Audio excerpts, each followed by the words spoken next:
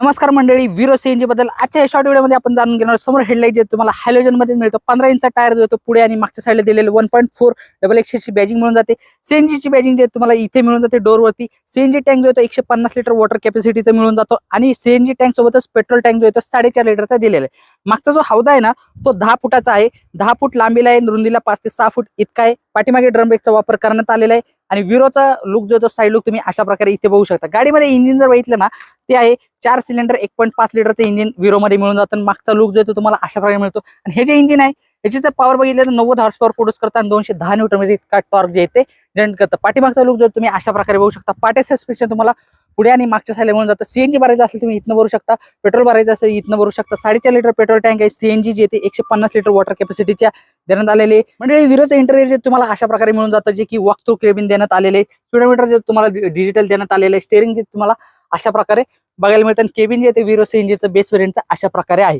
आणि या गाडीची जर किंमत बघितली तर एक शोरूम किंमत 8,99,000 इतकी आहे बेस व्हेरियंट V2 व्हेरियंटची. तर हा व्हिडिओ शॉर्ट व्हिडिओ तुम्हाला कसा वाटला कमेंटमध्ये नक्की सांगा.